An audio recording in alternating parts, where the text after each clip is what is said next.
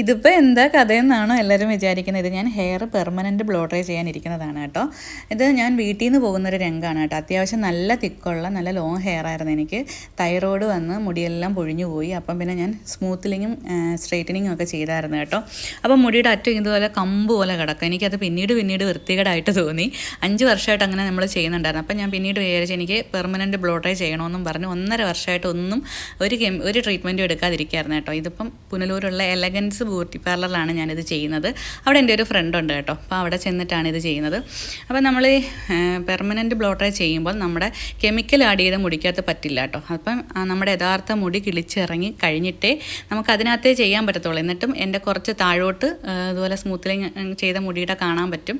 ഞാൻ പറഞ്ഞു ഒരുപാട് കട്ട് ചെയ്യും, എൻ്റെ മുടിയുടെ ഇറക്കം ഒരുപാട് കുറഞ്ഞു പോകുമെന്ന് പറഞ്ഞ് പിന്നെ അവർ അത് വെച്ചിട്ട് ചെയ്യുകയാണ് കേട്ടോ.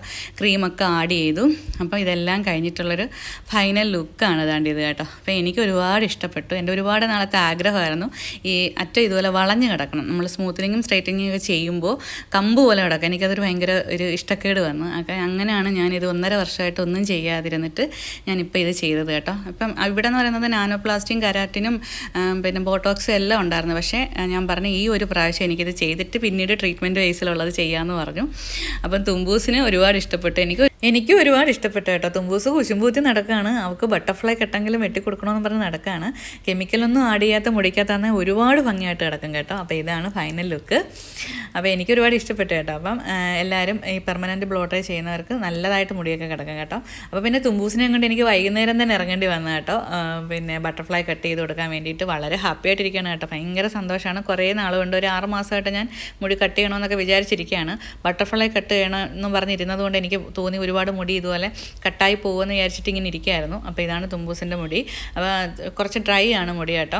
അപ്പോൾ എണ്ണയൊന്നും തേച്ചിട്ടില്ലായിരുന്നു, ഷാമ്പൂ ഒക്കെ ഇട്ട് ഇങ്ങനെ ഇരിക്കുകയാണ്. അപ്പം ഇതുപോലെ അവർ കട്ട് ചെയ്യാണ് കേട്ടോ. ഞാൻ അന്നേരം പറഞ്ഞു ഒരുപാട് ഇറക്കം കുറയ്ക്കല്ലേ എന്ന് പറഞ്ഞു കേട്ടോ. വീട്ടിൽ അമ്മയായാലും ഏട്ടനായാലും എല്ലാം വഴക്ക് പറഞ്ഞാലെന്ന് വെച്ചിട്ട് ഒരുപാട് ഇറക്കം കുറയ്ക്കാതാണ് വെട്ടിയത്. എന്നിട്ടും കുറേ വെട്ടിയിട്ടേക്കാണ് കേട്ടോ. ബട്ടർഫ്ലൈ കട്ടാകുമ്പോൾ നമ്മൾ ഇടയ്ക്ക് നിന്നെല്ലാം വെട്ടിയെടുക്കത്തില്ലേ. അപ്പം തുമ്പൂസ് ഒരുപാട് ഹാപ്പി ആയിട്ടോ. മുടിയൊക്കെ ഇങ്ങനെ ഫ്രണ്ടിലോട്ട് ഇങ്ങനെ കിടക്കുന്നതൊക്കെ പുള്ളിക്കാരിക്ക് ഭയങ്കര ഇഷ്ടമാണ്. അപ്പോൾ വളരെ ഹാപ്പി ആയിട്ടിരിക്കുകയാണ് കേട്ടോ. അപ്പം ഇതുപോലൊക്കെ പോണിറ്റെയിൽ കെട്ടാനൊക്കെ ഭയങ്കര ഇഷ്ടമാണ്.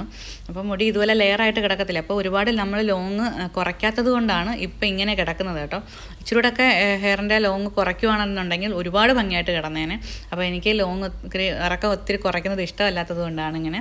അപ്പം ഇങ്ങനെ പോണിറ്റെയിലൊക്കെ കെട്ടി ഇങ്ങനെ കൊണ്ടുപോകാമെന്നൊക്കെ പറഞ്ഞപ്പോൾ ഭയങ്കര ഹാപ്പിയായിട്ട് ഇങ്ങനെ ആട്ടിയൊക്കെ ഇങ്ങനെ നടക്കുകയാണ് കേട്ടോ. അപ്പോൾ അങ്ങനെ ഞങ്ങളുടെ തുമ്പൂസിൻ്റെ ബട്ടർഫ്ലൈ കട്ടൊക്കെ കെട്ടി ഇറങ്ങി. ഇപ്പോൾ ഏത് കണ്ണാടി നോക്കിയാലും ഇപ്പോൾ ഇങ്ങനെയൊക്കെയാണ് നിൽക്കുന്നത്. നമ്മളൊരു ഷവർമ വാങ്ങിക്കാൻ കയറിയതാണ്. അവിടെ നിന്ന് ഇതൊക്കെയാണ് കാണിക്കുന്നത്. അപ്പോൾ എൻ്റെയും തുമ്പൂസിൻ്റെയും ഹെയർ കട്ടിൻ്റെ വിശേഷങ്ങൾ ഇത്രയൊക്കെയുള്ള കേട്ടോ. ഇഷ്ടപ്പെട്ടാൽ ഒന്ന് ലൈക്ക് ചെയ്യാനും കമൻറ്റ് ചെയ്യാനും മറക്കല്ലേ. അപ്പോൾ tata bye. Okay, see U.